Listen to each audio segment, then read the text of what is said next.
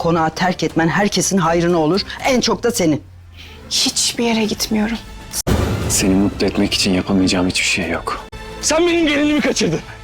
Bak, Arapta, episodio Şimdi ben kaçırıyorum. 44, Avance 3.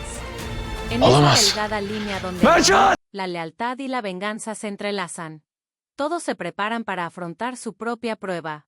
En el purgatorio, esta vez un viaje que comienza con felicidad se convierte en una oscura pesadilla. Merken y Ates. A pesar de todo el dolor, la herida y la separación que han experimentado, no pueden romper el fuerte vínculo que los une. Ambos han aceptado la misma verdad, pase lo que pase, no pueden renunciar el uno al otro. Por eso deciden empezar de nuevo. Esta decisión los lleva al paso más significativo de sus vidas. Merkan recibe una nueva propuesta de matrimonio.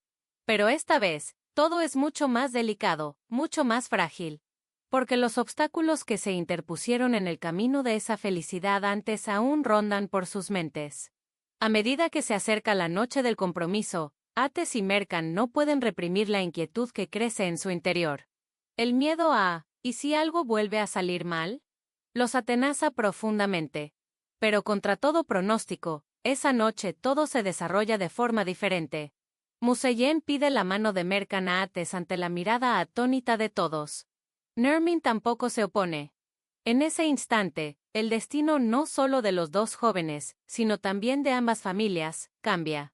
Al intercambiar los anillos, sus ojos reflejan tanto las huellas del pasado como la ESP. Museyen declara abiertamente que Merkan debe ser aceptada. Y aún más. Declara que Asel no puede quedarse en la mansión.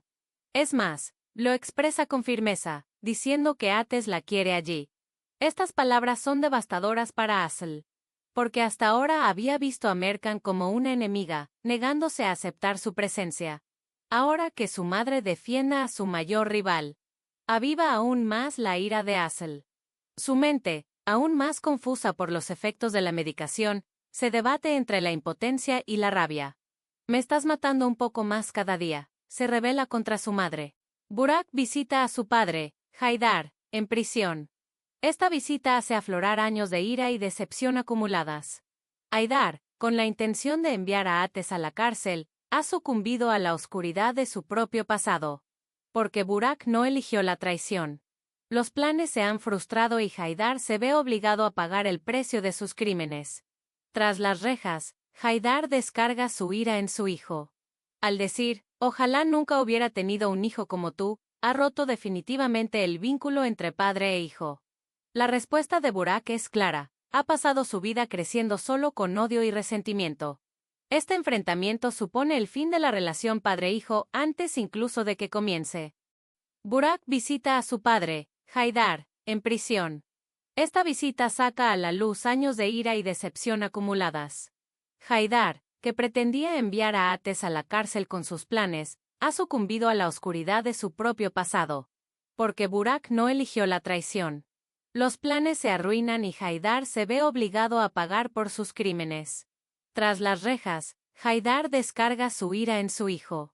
Al decir, ojalá nunca tenga un hijo como tú, rompe definitivamente el vínculo entre padre e hijo. La respuesta de Burak es clara, ha crecido rodeado de odio y resentimiento. Este enfrentamiento pone fin a la relación padre-hijo antes incluso de que comience. Ates y Merkan intentan construir su propio mundo en medio de todo este caos. Ates hace todo lo posible por hacer feliz a la mujer que ama. Compra la casa con la que Merkan soñaba. La sonrisa en su rostro es más valiosa para Ates que cualquier otra cosa. Merkan, por otro lado, no puede ocultar sus sentimientos ante este amor de cuento de hadas. Le da las gracias a Ates. Porque por primera vez en su vida, se sintió tan amada, tan valorada. Justo cuando todo parecía ir bien. Una sombra oscura se cierne sobre esta felicidad. Nesir. Su amor obsesivo por Merkan se ha vuelto incontrolable.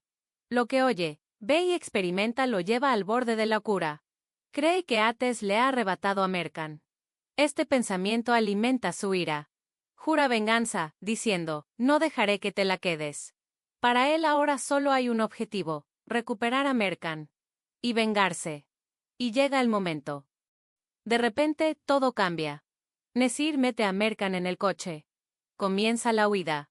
Esto no es solo un secuestro, sino también el inicio de una gran guerra.